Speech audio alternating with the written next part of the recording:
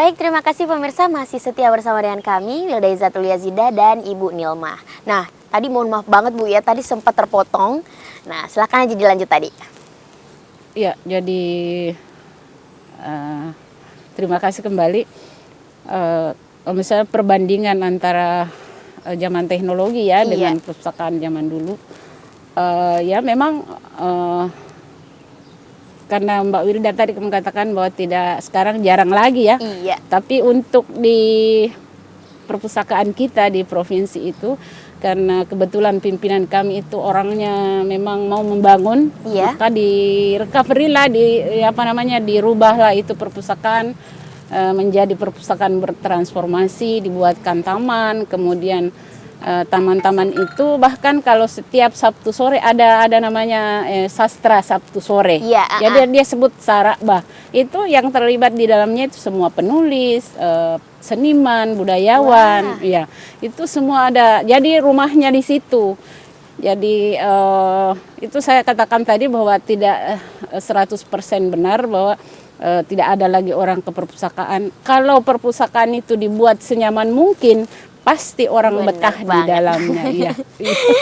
Nah, pemirsa yang wajib pemirsa tahu juga nih, Bu Nilma adalah seorang ketua, pernah menjadi ya Bu, Ketua Ikatan Pustakawan Indonesia Pengurus Sulawesi Selatan. Iya, betul. Dia menjabat 2 tahun ya Bu, 6 tahun, 2 periode. Iya. Itu ceritanya gimana Bu?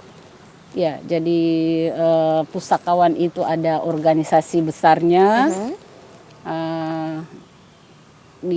Itu di tingkat pusat. Itu pertemuannya setiap tahun, IPI pusat, pengurus pusat. Jadi di provinsi juga ada, di kabupaten juga ada. Jadi dari pusat, provinsi ke kabupaten. Ikatan Pustakawan ini dulunya ya, pokoknya 24 tahun yang lalu itu dia adanya di Unhas. Jadi dosen yang jadi ketuanya kan. Kemudian tahun 2013 itu masuk ke perpustakaan. Nah itu belum ada sejarah bahwa Ikatan Pustakawan itu dijabat 2 periode. Iya. Itu selalu satu periode pindah lagi. Sekarang saya setelah 2 periode saya yang gawangi, kemudian sekarang pindah di UIN, dosen lagi di sana, tapi dosen ilmu perpustakaan. Namanya Dr. Kurais. Iya. Nah, dari semua pengalaman Ibu ini, Ibu pasti punya suka duka pasti ya. Apa-apa sih suka dukanya selama menjabat, selama menjadi seorang pustakawan dari tahun 92 Bu ya? 93. 93. Iya, 93 hingga di 2021 ini. Iya. Pasti banyak banget nggak Mbak? Iya. Iya benar bahwa saya mulai di pustakawan dulu ya sebagai pengurus ya. Kalau organisasi itu kan tidak ada budgetnya, jadi bagaimana caranya bisa berkegiatan? Ya itu di situ sudah suka dukanya karena kita harus beradvokasi, kita harus melobi supaya program-program yang ada di organisasi itu bisa berjalan. Nah kebetulan karena saya juga di Dinas Perpustakaan, saya juga menjadi ketua, jadi itu harus saya banyak-banyak melobi ke pimpinan untuk istilahnya mendomplengkan kegiatan kami sebagai organisasi. Karena itu kan dia juga punya program kerja yang harus jalan juga, dan itu kan membantu instansi induknya. Program-program yang dilaksanakan oleh Ikatan Pustakawan, organisasi Ikatan Pustakawan itu membantu instansi induknya dalam mempromosikan minat baca, bagaimana pengembangan minat baca ke masyarakat. Kemudian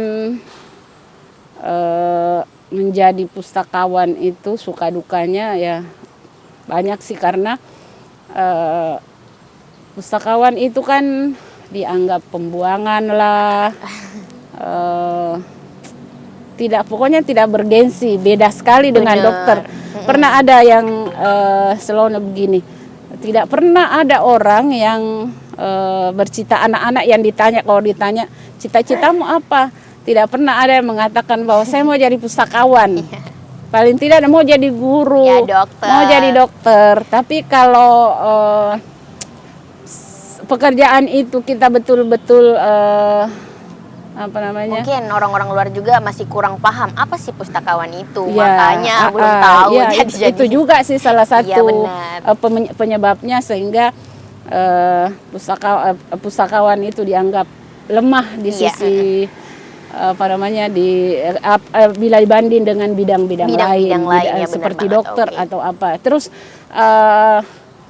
hasil dari pekerjaannya juga kan abstrak. Iya, Dia jasa kan, tidak sama kalau misalnya membangun jalan kan kelihatan. Kalau misalnya menyiapkan SDM itu agak-agak susah ya, Iya. apalagi kalau zaman dulu itu kan kita bekerja sendiri-sendiri. Baru sekarang kan kita ada kerja sinergi, kolaborasi, baru kita bisa ada mungkin terasa ya. Oke. Taruhlah misalnya di bidang literasi, kan kita juga di bidang literasi. Sekarang literasi itu dikeroyok, digawangi 60 kementerian lembaga. Udah beda banget ya Di dari zaman awal Indonesia, sama iya. ini. Baik. Oke. Baik pemirsa, kita akan lanjutkan lagi bincang-bincang bersama dengan Ibu Nilma setelah jeda berikut, jadi jangan kemana-mana.